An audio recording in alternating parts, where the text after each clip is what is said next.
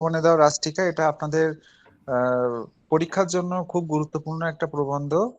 আমি গতদিন পড়িয়েছি সংস্কৃতি কথা, আজকে পড়াবো যৌবনে দাও রাষ্ট্রিকা। এই দুটো প্রবন্ধ থেকে আপনাদের ব্রড কোশ্চেন বলেন, এমসিকিউ বলেন, এই দুটো থেকেই আসবে। যৌবনে দাও রাষ্ট্রিকা এমন একজন প্রাবন্ধিক লিখেছেন এই প্রবন্ধটি, তিনি আমাদের কাছে অনেক সুপরিচিত। এবং ছোটবেলা থেকে যেমন বই পড়া, সাহিত্য খেলা, এগুলো আপনারা পড়েছেন যখন আপনারা ক্লাস 9-এ পড়তেন বা ইন্টারমিডিয়েট যখন পড়েছেন, তখনও কিন্তু আপনারা এই প্রাবন্ধিকের প্রবন্ধ পড়েছেন। তিনি হচ্ছে আমাদের প্রমথ চৌধুরী। এই প্রমথ চৌধুরীকে আমরা ভুল করে এক দেখাতে প্রথম চৌধুরীও বলে ফেলতাম। এটা আপনাদের অভিজ্ঞতায় আছে কিনা আমি জানি না, যে প্রমথ চৌধুরী, যেমন পয়রপলা মো থ, আর প্রথম পয়রপলা থ মো হয়, কিন্তু ওইভাবে আমরা ক্যালকুলেশন না করে দেখেই বলে ফেলি যে প্রথম চৌধুরী। যাই হোক, আহ প্রমথ চৌধুরী, তিনি বাংলা প্রবন্ধের বা বাংলা কথা সাহিত্যের একজন গুরুত্বপূর্ণ ব্যক্তিত্ব। তিনি যে সকল প্রবন্ধ লিখেছেন এবং যে সকল আলোচনা তার সাহিত্যের মধ্যে দেখিয়েছেন, প্রত্যেকটা বিষয় প্রত্যেকটা মানুষের জন্য খুবই গুরুত্বপূর্ণ। সেটা বয়সভেদে হতে পারে, সেটা শিক্ষিত মানুষের হতে পারে, বা যারা অল্প শিক্ষিত তাদের জন্য হতে পারে, বা সাধারণ মানুষের জন্য হতে পারে। তো সেক্ষেত্রে আহ, আমরা যদি বলি বাংলা প্রবন্ধ, যেমন কাজী নজরুল ইসলাম লিখেছেন, রবীন্দ্রনাথ ঠাকুর লিখেছেন, তাদের পর বাংলা প্রবন্ধকে খুব সাবলীল ভাষায় এবং যুক্তিনিষ্ঠ ভাবে একটা স্থানে দাঁড় করানোর জন্য প্রমথ চৌধুরী খুব গুরুত্বপূর্ণ অবদান রেখেছেন বাংলা সাহিত্যে। আর প্রমথ চৌধুরীর যৌবনে দাও রাষ্ট্রিকা অন্য প্রবন্ধগুলোর থেকে একটু ব্যতিক্রম। এখানে একটা জিনিস ভাববেন যে তার প্রত্যেকটা প্রবন্ধই কিন্তু মানুষকে ইন্সপায়ার করে, মানে মানে উজ্জীবিত করে। হ্যাঁ, তার প্রত্যেকটা প্রবন্ধ মানুষকে উজ্জীবিত করে, একটা আলাদা উদ্যমে মানে ভূষিত করে। তো কিভাবে উজ্জীবিত করে, যেমন ধরেন আমার বয়স এখন 64। তো এই বয়সে আমার ব্যাপারটা কি হবে, যে আমি এখন আল্লাহ খুদার নাম করব বা ঈশ্বরের নাম করব, আমার এখন পড়াশোনার দরকার নেই। কিন্তু তিনি তার বই পড়া প্রবন্ধ বলেন, বা বই পড়া রিলেটেড যে প্রবন্ধগুলো রয়েছে, যেমন বই কেনা, এই টাইপের যে মানে প্রবন্ধগুলো রয়েছে, সেখানে তিনি একজন মানে বার্ধক্যে জড়িত, জর্জরিত একজন ব্যক্তিকেও কিভাবে বই পড়তে তাকে উদ্দীপিত করতে পারে বা উজ্জীবিত করতে পারে, সেটা আমরা প্রমথ চৌধুরীর প্রবন্ধ পড়লে আমরা বুঝতে পারি। তিনি এমন ভাবে ওখানে আলোচনা করেন যে বই হচ্ছে আমাদের প্রকৃত বন্ধু। হুম। আমাদের তো সেই ছোটবেলা থেকে মানে যৌবন, যৌবন থেকে মানে কৈশোর থেকে যৌবন, যৌবন থেকে বার্ধক্য, এই সময় আমাদের অনেক সহপাঠী হয়, আমাদের সহকর্মী হয় এবং ভালো বন্ধু হয়। কিন্তু প্রকৃত বন্ধু হচ্ছে বই। বইয়ের জ্ঞান আমাদের ছিঁড়ে যায় না, কিন্তু আহ ব্যক্তি মানুষ যখন বন্ধু হয়ে যায়, তখন সেটা হয় কি যে অনেক সময় আমরা তার কাছ থেকে কষ্ট পাই, আঘাত পাই, অনেক ভুল ভ্রান্তি তার কাছ থেকে শিখতে পারি। তো প্রমথ চৌধুরী আমাদের এমন ভাবে আমাদের এই শিক্ষাগুলো দিয়েছেন তার প্রবন্ধগুলোর মধ্যে। সাহিত্য খেলা সেম, যে আমরা তো সাহিত্য আলোচনা করি বা সাহিত্য নিয়ে অনেক সমালোচনা লিখি, বা আহ, আমরা দেখি না যে এই কবি, ওই ছোট গল্পকার, ওই ঔপন্যাসিক, এখনো কিন্তু দেখেন আমরা দেখি অলিতে গলিতে অনেক কবি সাহিত্যিক, কিন্তু তারা তো আর সবাই রবীন্দ্রনাথ হতে পারে না, তারা সবাই মানিক বন্দ্যোপাধ্যায় হতে পারে না। কিন্তু তিনি কিভাবে সাহিত্যের রস আস্বাদন করতে হয় আর কিভাবে সাহিত্য লিখতে হয়, যারা নতুন লেখক বা যারা পুরাতন লেখক, তারা একঘেয়েমি লেখা যাতে না লেখে, এই সকল বিষয়ে প্রমথ চৌধুরী বিভিন্ন ভাবে তিনি দৃষ্টিভঙ্গি দিয়ে লেখার চেষ্টা করেছেন। তো আমি একটু বললাম যে যৌবনে দাও রাষ্ট্রিকা, এটা একটু ব্যতিক্রমধর্মী প্রবন্ধ। কেন এটা একটু ব্যতিক্রমধর্মী প্রবন্ধ, যে আহ, এই প্রবন্ধ যৌবন শব্দটা উল্লেখ রয়েছে। এই যৌবন শব্দটা সত্যি কথা বলতে আমরা অনেক বেশি সুপরিচিত হয়েছি কার লেখার মধ্যে দিয়ে? কাজী নজরুল ইসলামের লেখার মধ্যে দিয়ে। তার আগে কিন্তু যৌবন শব্দটা সেভাবে বাংলা সাহিত্যে ব্যবহৃত হয়নি। রবীন্দ্রনাথ ঠাকুর তার লেখনীর শেষের দিকে তিনি তরুণদের উদ্দেশ্যে তিনি এই যৌবন শব্দটা তিনি ব্যবহার করেছেন।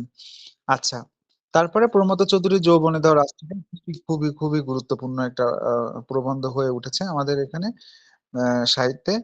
আহ আমরা এই পাঠ্যটা পড়ে, যেমন যৌবনে দাও রাষ্ট্রিকাটা পড়ে, এখানে আমাদের সমাজে যে প্রাচীনপন্থীরা, প্রাচীনপন্থী মানে যাদের চিন্তা ভাবনা সেকেলে, যারা কুসংস্কারকে আঁকড়ে ধরে বাঁচার চেষ্টা করে, সেই প্রাচীনপন্থীরা যৌবন বলতে কি বোঝেন, সে সম্পর্কে, বা তারা যৌবন বলতে তাদের তাদের ধারণাটা কি, যৌবন বলতে কি আসলে কি, মানে আমার কৈশোর থেকে যৌবনে গিয়েছে, আমার বিয়ে শাদী করতে হবে, বা এইটুকুই, এইটুকুর মধ্যে সীমাবদ্ধ না। এই যৌবন শব্দ মানে একটা, মানে তাড়না, একটা সাহস, একটা শক্তি, এই প্রখরতা এই যৌবন শব্দটার মধ্যেই রয়েছে। তো যাই হোক, মানে এই যৌবনে দেওয়া রাষ্ট্রিকা, এই প্রবন্ধের মধ্যে বা এই প্রবন্ধটা পড়ে আমরা প্রথমে বুঝতে পারবো কি, যে আমাদের সমাজে যারা প্রাচীনপন্থী, এই প্রাচীনপন্থীরা আসলে যৌবন বলতে কি বোঝাতে চেয়েছেন সেটা সম্পর্কে আমরা একটা ধারণা পেতে পারি। তারপর আমরা এখান থেকে যে ধারণা পেতে পারি সেটা হচ্ছে, সংস্কৃত কবিরা যৌবনকে কোন অর্থে ব্যবহার করেছেন। সংস্কৃত কবি, আমি এই শব্দটা কেন এখানে সংস্কৃত কবি আসলো, যখন প্রমথ চৌধুরী লেখালেখি শুরু করেছেন, তিনি তো বাংলা কথ্য সাহিত্যের সত্যি কথা বলতে, যেমন তার সবুজ পত্র পত্রিকা, চলিত ভাষার প্রবর্তকও বলা হয় প্রমথ চৌধুরীকে, এবং কথ্য সাহিত্যকে তার হাতে, কথ্য মানে মানুষের মুখের ভাষাকে কিভাবে আর্টিফিশিয়াল ভাবে অফিসিয়াল ভাষায় মানে উত্তীর্ণ করা যায়, সেটা প্রথমে করেছেন প্রমথ চৌধুরী। চলিত ভাষার প্রচলন করেছেন, আর সাধু ভাষার প্রচলন করেছিলেন কে, অনেক বেশি প্রসার করেছেন, প্রচলন করেছেন রবীন্দ্রনাথ ঠাকুর। তো রবীন্দ্রনাথের পরেই তো প্রমথ চৌধুরী। তো প্রমথ চৌধুরী, এখানে একটা শব্দ আমি বললাম যে সংস্কৃত কবিরা যৌবনকে কোন অর্থে ব্যবহার করেছেন সে কথা বিবৃত করতে পারবেন। তো আমাদের প্রমথ চৌধুরীর পূর্বে রবীন্দ্রনাথ পর্যন্ত, রবীন্দ্রনাথের পূর্বে যেমন অক্ষয় কুমার দত্ত থেকে শুরু করে বঙ্কিমচন্দ্র চট্টোপাধ্যায়, তারা কিন্তু সংস্কৃত শব্দের বেশি ব্যবহার করেছেন। এবং মানে সেকালে সংস্কৃত কবি সাহিত্যিকরাও কিন্তু অনেক বেশি ছিল। ঠিক আছে।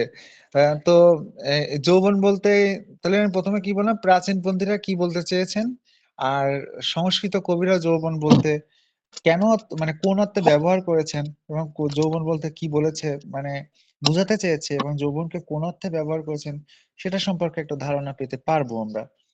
তারপরে কি যৌবনের প্রকৃত ধর্ম কি সেটা সম্পর্কে আমরা এই প্রবন্ধ পড়ে ব্যাখ্যা করতে পারবো। এর 3.1 পার্টটা বুঝতে পারবো। তো এখানে সব থেকে গুরুত্বপূর্ণ ব্যাপার হচ্ছে এই তিনটা, সেটা হচ্ছে প্রাচীনপন্থীরা যৌবন বলতে কি বোঝাতে চেয়েছেন, আর সংস্কৃত যারা কবি আছে তাদের কাছে যৌবন শব্দটা কি অর্থে তারা ব্যবহার করেন, সেটা সম্পর্কে জানতে পারবো। আর একটা ব্যাপার হচ্ছে যৌবনের প্রকৃত ধর্ম কি, যৌবন কি আসলে খুব খারাপ একটা জিনিস, নাকি যৌবন কোনো মানে শক্তি যেটা দিয়ে আসলে সকল প্রতিকূলতাকে বা অসাধ্যকে সাধন করা সম্ভব, সেটা সম্পর্কেও এখানে একটা ধারণা আমরা পেতে পারবো।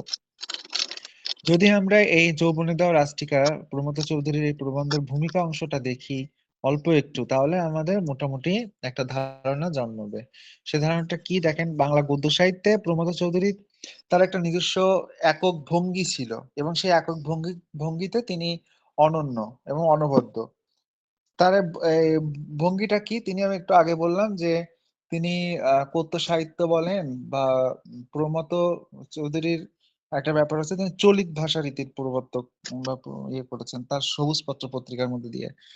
তো এই শুধু গদ্য ভঙ্গি নয়, বিষয় নির্বাচনেও তিনি অন্যদের থেকে স্বতন্ত্র। আমি একটু আগে তার সাহিত্য খেলার কথা বললাম, তার হচ্ছে বই পড়া প্রবন্ধের কথা বললাম, যে এই সকল যে টপিক গুলো তিনি বা বিষয়গুলো নির্বাচন করেন, সেটা অন্যদের থেকে সম্পূর্ণ ব্যতিক্রম। তিনি মানুষকে কিভাবে মানে একটা শৃঙ্খলার মধ্যে আনতে হয় সেটা তার প্রবন্ধগুলো পড়লে আমরা বুঝতে পারি। কেমন? তাই এখানে বলা হচ্ছে শুধু গদ্যভঙ্গিই নয়, মানে তিনি যেভাবে লিখেছেন এই গদ্যভঙ্গি তো রবীন্দ্রনাথের লেখার আদলকে ভেঙে তিনি নতুন করে সহজভাবে সাবলীল ভাবে প্রবন্ধ লিখেছেন। আপনাদের একটা কথা বলে রাখি, রবীন্দ্রনাথের পূর্বে বঙ্কিমচন্দ্র চট্টোপাধ্যায় যখন প্রবন্ধ লিখেছে তার প্রবন্ধগুলো ছিল দাঁত ভাঙা। মানে একটা একটা বাক্য এত কঠিন, এত ভারিক্কি ভারিক্কি শব্দের ব্যবহার, যেটা আসলে ওইভাবে না, মানে সাধারণ শিক্ষার্থীরা একবার পড়ে বুঝতে পারে না। কারণ সেখানে সংস্কৃত শব্দেরও ব্যবহার অনেক বেশি, অনেক শব্দের অর্থ আমরা বুঝে উঠতে পারি না। তো আমাদের প্রমথ চৌধুরী এসে শুধু তার গদ্য ভঙ্গিতেও নয়, বিষয় নির্বাচনেও তিনি অন্যদের থেকে ছিলেন স্বতন্ত্র। তিনি ছিলেন মূলত যৌবন বন্ধনাকারী। যৌবন বন্ধনাকারী মানে এই যৌবন, আমি তো বললাম, একটা তাড়না, একটা শক্তি, আর একটা মানে কি বলবো, যে একটা বলয়। এই বলয়টাকে তিনি পুঁজি করে লেখার চেষ্টা করেছেন। কি এই বলয়টা হচ্ছে তার কাছে একটা মানে আহ এই শক্তি, এই যৌবনের শক্তি দিয়ে এবং তিনি এই সাহস দিয়ে তিনি বন্দনা করেছেন, যেটা দিয়ে সকল প্রতিকূলতাকে দূর করা সম্ভব। এই জন্য তিনি যৌবনকে বন্দনা করেন সবসময়। তো জড়তাগ্রস্ত স্থবির বাঙালি সমাজ জীবনে প্রাণ সঞ্চার ও নবজীবন প্রতিষ্ঠায়, মানে তার প্রধান একটা ব্যাপার ছিল কি, যে বাঙালির তো অলস, এবং বাঙালিদের একটা ধরেন খাওয়া পড়াটা হয়ে গেলেই তাদের আর নতুন কিছু করার আগ্রহ থাকে না। হ্যাঁ, যে না আমার তো হয়ে গেছে, যে আমার খাওয়া পড়ার ব্যাপারটা হয়েছে, আমি নতুন করে বাঁচবো না বা নতুন ইয়ে না। যেমন পাশ্চাত্যের আমরা সবাইকে দেখি প্রতিদিন তারা কি করে, ব্যায়ামাগারে যায়, তারা ব্যায়াম করে, শরীর চর্চা করে, কিন্তু বাঙালিরা শুধু খায় আর ঘুমায়। তো তাই এখানে বলা হচ্ছে জড়তাগ্রস্ত স্থবির বাঙালি সমাজ জীবনে প্রাণ সঞ্চার ও নবজীবন প্রতিষ্ঠা, মানে তারা এগুলো করেই না। তবে এই যে আহ, উম, এই অলসগ্রস্ত বাঙালিদের জীবনে এটা প্রাণ সঞ্চার এবং নবজীবন প্রতিষ্ঠা করেছেন প্রমথ চৌধুরী তার এই প্রবন্ধগুলোর মধ্য দিয়ে। তা যৌবনে দাও রাষ্ট্রিকা প্রবন্ধে প্রমথ চৌধুরী দৈহিক যৌবনের চেয়েও সামাজিক যৌবনের অধিক প্রয়োজনীয়তার কথা তুলে ধরেছেন। আমাদের যে দেহের যৌবনকালে আমাদের দেহের যে পরিবর্তন এবং আমাদের যে শক্তি, সেটার বাইরে যে তিনি দৈহিক যে যৌবন, সেটার বাইরে যে তিনি সামাজিক যৌবনের অধিক প্রয়োজনীয়তার কথা বলেছেন, যে যৌবনের শক্তির মধ্য দিয়ে আমরা সমাজে বেঁচে থাকবো কিভাবে। ধরেন কিছু 20 থেকে 30 বছর বয়সী ছেলে বা মেয়ে, তারা যদি সমাজের হয়ে কাজ করে, ধরেন একটা সোসাইটি গড়ে তোলে, তো সেখানে তারা ধরেন যারা বার্ধক্যে জর্জরিত ব্যক্তি বা বৃদ্ধ মানুষ, তাদের দায়িত্ব যদি কাঁধে তুলে নেয়, বা ধরেন একটা ভাঙা রাস্তা ঠিক করার দায়িত্ব নেই, তাহলে তারা যেটা পারে সেটা কিন্তু যারা, যাদের কম বয়স তারা পারে না, আবার যাদের 50 মানুষ তারাও কিন্তু এইভাবে পেরে ওঠে না। তো এই জন্য তিনি বলেছেন যে সমাজের যে যৌবন, সেখানেই তিনি বেশি জোর দিতে বলেছেন। তো দৈহিক যৌবনের চেয়েও সামাজিক যৌবনের অধিক প্রয়োজনীয়তার কথা তিনি বলেছেন, এবং রাজ সম্মানে তিনি এটি ভূষিত করেছেন। তো প্রবন্ধটিতে প্রমথ চৌধুরীর স্বতন্ত্র গদ্যরীতির একটা পরিচয় লক্ষ্য করা যায়। লেখক পরিচিতি আমি আপনাদের পড়াবো না, বলবো না, কারণ এই পুরো লেখক পরিচিতি এমসিকিউর জন্য পড়বেন। এখানে দেখেন প্রমথ চৌধুরীর উল্লেখযোগ্য কিছু প্রবন্ধ গ্রন্থ রয়েছে। সবগুলো গ্রন্থ প্রবন্ধ গ্রন্থ: বীরবলের হালকথা, চারিয়ারি কথা, তারপরে রয়েছে সনেট পঞ্চাশত। এগুলো কিন্তু আপনাদের এমসিকিউ এর জন্য খুব ইম্পর্টেন্ট। এবং তার বীরবলের হালখাতা, এই বীরবলের হালখাতা কত খ্রিস্টাব্দে প্রকাশিত হয়েছে, তার প্রথম পত্রিকা কোনটা, 1914 সালে প্রকাশিত হয়েছে সবুজ পত্র পত্রিকায়। এই সকল ব্যাপারগুলো আপনাদের কিন্তু মাথায় রাখতে হবে। মূল পাঠ আর কিছুই তেমন কিছু পড়াবো না, শুধুমাত্র আমি বললাম এখান থেকে কি কি বিষয় আমাদের পড়তে হবে, যে কি কি বিষয় পাবো সেই সম্পর্কে তো আমি আপনাদের সাথে আলোচনা করলাম। তবে আমি একটু প্রথমে একটা লাইন পড়ি, যে মূল পাঠ যখন আপনারা পড়বেন তখন দেখেন ওখানে, গত মাসে সবুজ পত্রে শ্রীযুক্ত সত্যেন্দ্রনাথ দত্ত যৌবনকে রাজটিকা দেবার প্রস্তাব করেছেন। আমার কোন টিকাকার বন্ধু এই প্রস্তাবে বক্ষমান রূপ ব্যাখ্যা করেছেন। আচ্ছা, সবুজ পত্র, গত মাসের সবুজ পত্রে মানে উনি তো আসলে কি একজন সাংবাদিকও বটে, আর সবুজ পত্র পত্রিকা তিনি নিজেই পরিচালনা করতেন, তারই হাতের পত্রিকা। তো এইখানে এই সবুজ পত্র পত্রিকায় একজন সুনামধন্য ব্যক্তি শ্রীযুক্ত সত্যেন্দ্রনাথ দত্ত, সত্যেন্দ্রনাথ দত্তের অসংখ্য লেখা খুব জনপ্রিয় আছে, সেখানে যৌবনকে রাজটিকা দেওয়ার প্রস্তাব করেছেন।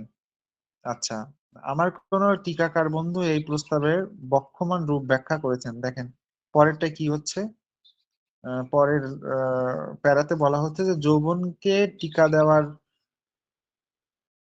অবশ্য কর্তব্য, তাহাকে বসন্তের হস্ত হইতে রক্ষা করিবার জন্য এই স্থলে রাজটিকা অর্থ রাজা অর্থাৎ যৌবনের শাসনকর্তা কর্তৃক তাহার উপকারার্থে দত্ত যে টিকা সেই টিকা উক্ত পদ তৃতীয়া তৎপুরুষ সমাসে সিদ্ধ হইয়াছে। এটা সম্পূর্ণটা সংস্কৃত ভাষায় লেখা, তবে এটা একজনের মুখের জবানিতে তিনি এই যে রাষ্ট্রিকা শব্দটাকে কিভাবে ব্যবহার করেছে সেটা সম্পর্কে হুবহু তিনি এখানে এটা লিখে দিয়েছেন।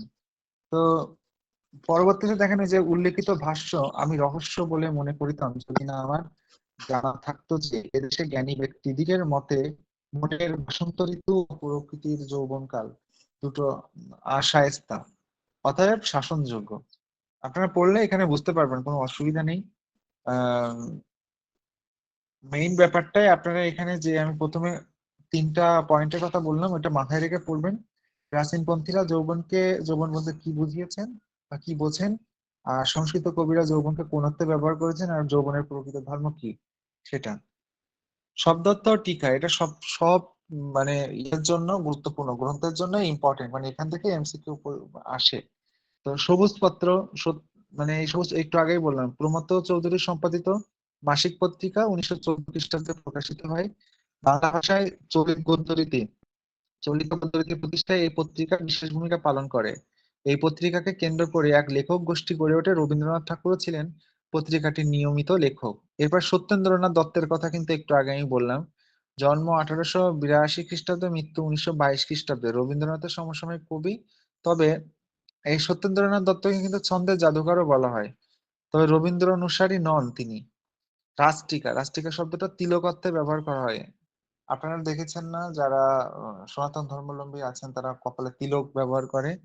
তো রাষ্ট্রিকা রাজ্যাভিষেককালে রাজার ললাটে অঙ্কিত তিলক, এখানে স্বীকৃতি অর্থে ব্যবহৃত। তারপরে এখানে গুরুত্বপূর্ণ একটা ব্যাপার হচ্ছে নান্দি। নান্দি শব্দের অর্থ কি? নাটকের প্রারম্ভে মঙ্গলাচরণ। লোস্ট্র কাষ্ঠ মানে পাথর ও গাছপালা ইত্যাদি। ভরত বচন নাটক শেষে মঙ্গল কামনা। এই শব্দগুলো আপনারা একটু খেয়াল করবেন, এটা আপনাদের এমসিকিউর জন্য খুবই গুরুত্বপূর্ণ। আচ্ছা, এখান থেকে ব্রড কোশ্চেন পড়তে হবে না, পড়ার দরকার নেই আপাতত। আর যদি পড়তে হয় পরীক্ষার আগে আগে আমি বলে দিব। আমরা এখন চলে যাব এর পরের পার্ট। আচ্ছা, এখানে একটা এমসিকিউর মধ্যে কালিদাস নামে একজন বিখ্যাত কবি রয়েছেন, তিনি সংস্কৃত কবি। তার গুরুত্বপূর্ণ লেখা অভিজ্ঞান শকুন্তলম, আর রয়েছে মেঘদূত।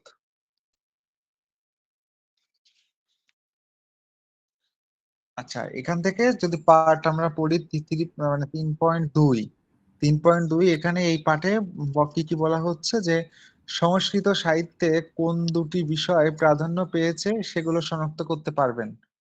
এই পাঠটা পড়ে আপনারা মানে কি পড়তে বুঝতে পারবেন বা জানতে পারবেন যে সংস্কৃত সাহিত্যে কোন দুটো বিষয়কে প্রাধান্য দেওয়া হয়েছে। দ্বিতীয় ব্যাপারটা হচ্ছে কিভাবে মানসিক যৌবন লাভ করা যায় তা বিবৃতি করতে পারবেন এটা পড়ে। 3 নম্বর পয়েন্ট হচ্ছে সমাজ জীবনে এই মানসিক যৌবন কিভাবে প্রতিষ্ঠা করা সম্ভব। তাহলে প্রথমটা হচ্ছে সংস্কৃত সাহিত্যে কোন দুটি বিষয় প্রাধান্য পেয়েছে সেটা এখানে এটা পড়ে শনাক্ত করতে পারবেন। দ্বিতীয় পয়েন্টটা হচ্ছে কিভাবে মানসিক যৌবন লাভ করা যায় তা বিবৃতি করতে পারবেন। 3 নম্বর পয়েন্ট হচ্ছে সমাজ জীবনে এই মানসিক যৌবন কিভাবে প্রতিষ্ঠা করা যায়। একটা হচ্ছে মানসিক যৌবন লাভ করা যায় কিভাবে সেটা বিবৃতি করতে পারবেন, আর একটা হচ্ছে মানসিক যৌবন কিভাবে প্রতিষ্ঠা করা যায়।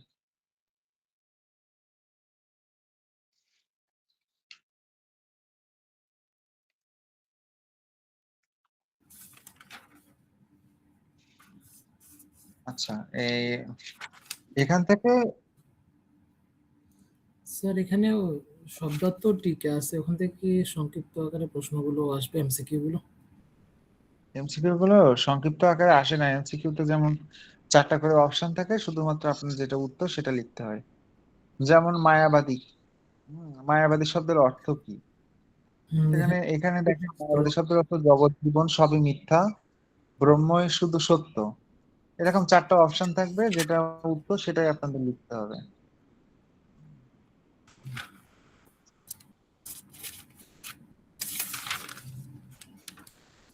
এখানে ব্রড কোশ্চেন 4টা আছে। আচ্ছা, এখানে ব্রড কোশ্চেন আছে 4টা। আপনারা এখান থেকে পড়বেন শুধুমাত্র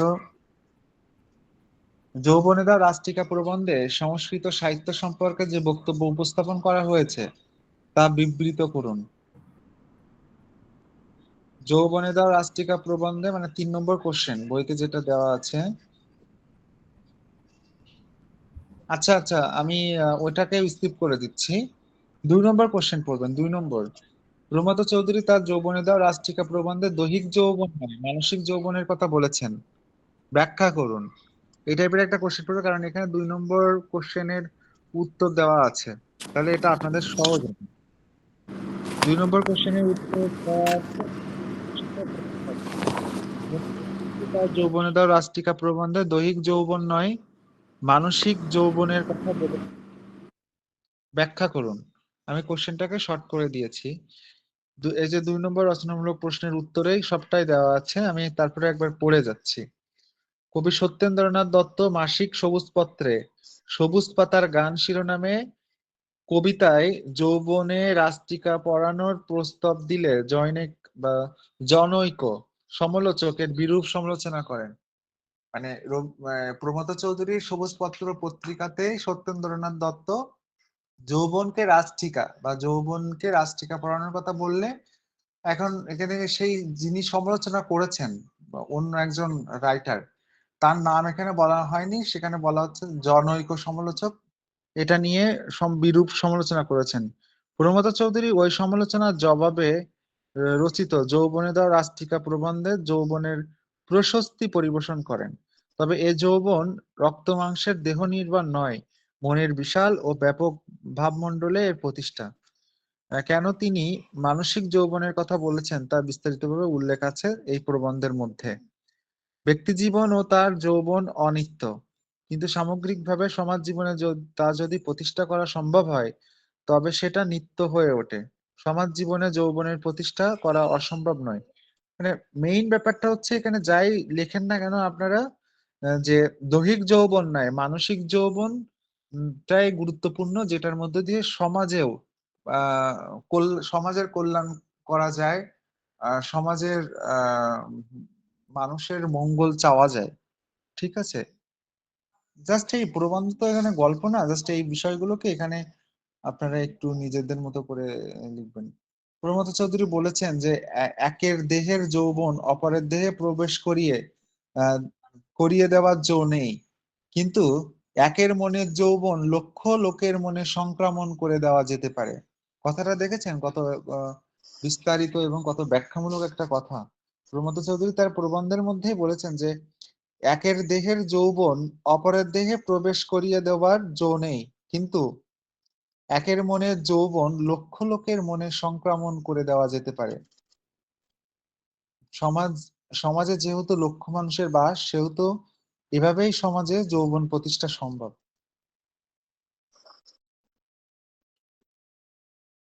তাহলে যৌবনে দেওয়া রাষ্ট্রিকা প্রবন্ধ থেকে জাস্ট এই একটা রচনামূলক কোশ্চেন পড়বেন আর এমসিকিউ গুলো পড়বেন, পড়লে আপনাদের মোটামুটি হয়ে যাচ্ছে।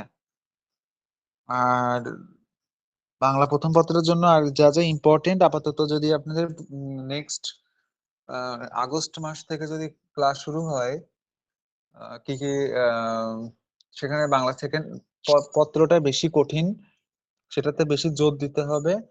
আর তার মধ্যে দিয়ে যদি আমি ক্লাস পাই তাহলে আমি বাংলা ফার্স্ট পেপারও পরীক্ষার আগে আমি আরো কয়েকটা ক্লাস নিব, যাতে আপনাদের মনে করিয়ে দেওয়ার জন্য যে আমি কি কি পড়িয়েছিলাম এবং কেমন ধরনের কোশ্চেন পরীক্ষায় আসতে পারে। আশা করি আপনাদের মানে প্রথম সেমিস্টারের বাকি শিক্ষকদের ক্লাসেও শেষ। আজকে মনে হয় আপনাদের সাথে আরিফ স্যারের ক্লাস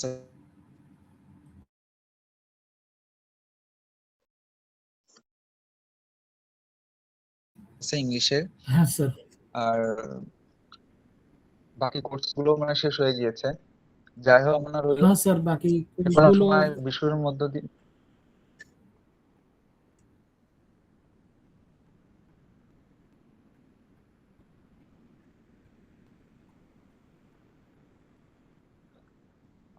বাংলা কোর্স না বুঝতে পারলেও বিষয়ের মধ্য দিয়ে কেউ যদি আর একটা ক্লাসের যদি ইয়ে করেন যে চেষ্টা করব, আহ আমার ক্লাসে 50 জন স্টুডেন্ট, ধরেন একটা টপিক কোনো একটা স্টুডেন্ট বুঝলো না, তার জন্য হলো আমি আবার পুনরায় ক্লাস নিব।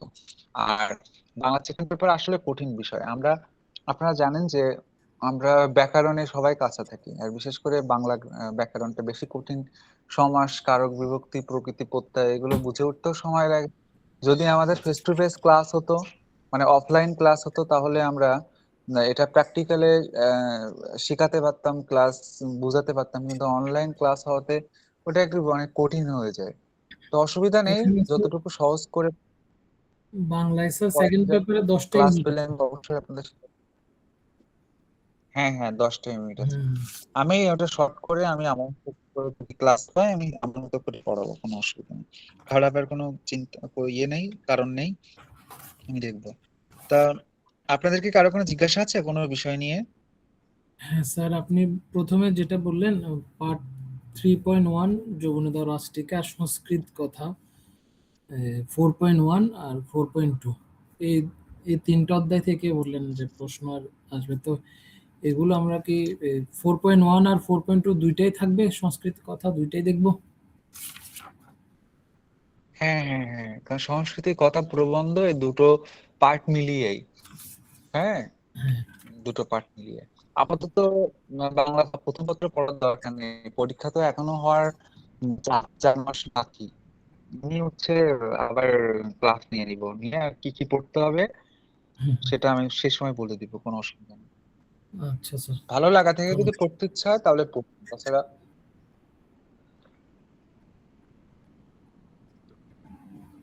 আমি মনে করি আমার কোর্সের থেকে অন্য কোর্স গুলোতে জোর দিলে, কারণ আমার কোর্সে আমার মতো করে আমি যদি যেভাবে বলি সেভাবে পরীক্ষায় প্রিপারেশন নিয়ে লিখলে A+ মার্কস আসবে, আসেও তাই। আর যদি মনে করেন যে না, আহ স্যারেরটা বুঝতেছি না, স্যারের ক্লাস স্যারের ক্লাসের জন্য আরো প্রিপারেশন দরকার, তাহলে মনে করুন যে আমি মনে করি কি আমার কোর্সে বেশি সময় না দিয়ে আপনারা অন্য কোর্সে, যেমন ইংলিশ আছে, সোশিওলজি আছে, পলিটিক্যাল সায়েন্স আছে, সেগুলোতে আপনারা বেশি সময় দেন। দিলে আপনাদের ইতিহাস আছে, তাহলে ওইসব কোর্সে A+ মার্কস ওঠে না। ওইগুলোতে বেশি মানে সময় দিলে আপনাদের সুবিধা। হ্যাঁ স্যার। আচ্ছা, আর জিজ্ঞাসা আছে কারো কোনো?